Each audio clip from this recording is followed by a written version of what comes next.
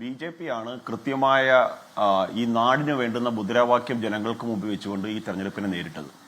വികസിത കേരളം എന്നുള്ളൊരു പ്രഖ്യാപിത ലക്ഷ്യം ഒരു ലോങ് ടേം പെർസ്പെക്റ്റീവിൽ ഈ കേരളത്തിൽ വലിയ തരത്തിലുള്ള മാറ്റങ്ങൾ ഉണ്ടാവണമെന്നും മാറാത്തതൊക്കെ മാറി ഈ കേരളം ഒരു വികസിത കേരളമായി മാറണം എന്നുള്ള ഒരു ലോങ് ടേം പെർസ്പെക്റ്റീവ് നാടിന്റെ മുദ്രാവാക്യം ജനങ്ങൾക്ക് മുമ്പ് വെച്ചുകൊണ്ടാണ് BJP തെരഞ്ഞെടുപ്പിനെ നേരിട്ടത്. ആ മുദ്രാവാക്യത്തെ ജനങ്ങൾ രണ്ട് കൈ നീട്ടി സ്വീകരിക്കുന്ന കാഴ്ചയാണ് കണ്ടത്. പിന്നെ ഇവിടെ ചില നറേറ്റീവുകൾ ഇന്ന് മുതൽ മാധ്യമങ്ങൾ സൃഷ്ടിക്കാൻ ശ്രമിച്ചു തുടങ്ങിയിട്ടുണ്ട്. അവിടെ എല്ലാം അവർ കണക്കുകളായിട്ട് എടുക്കുന്നതെല്ലാം ജില്ലാ പഞ്ചായത്ത് ഡിവിഷനുകളുടെ വോട്ടുകൾ വെച്ചിട്ടാണ് ഈ കാൽക്കുലേഷൻസ് എല്ലാം ഉണ്ടാക്കിക്കൊണ്ടിരിക്കുന്നത്.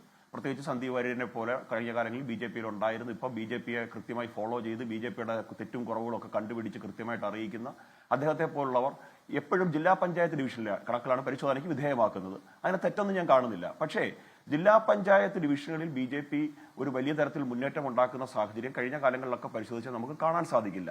പ്രത്യേകിച്ച് ഞങ്ങളുടെ ലോക്കൽ ലീഡർഷിപ്പ്, ഞങ്ങളുടെ പ്രാദേശിക നേതൃത്വം ഈ പറഞ്ഞതുപോലെ തെരഞ്ഞെടുപ്പ് രാഷ്ട്രീയത്തിൽ കഴിഞ്ഞ ഒരു 15 വർഷക്കാലമായിട്ടാണ് തദ്ദേശ ഇലക്ഷന്റെ കൃത്യമായിട്ടുള്ള തയ്യാറെടുപ്പും കാര്യങ്ങളൊക്കെ ചെയ്യുന്നത്.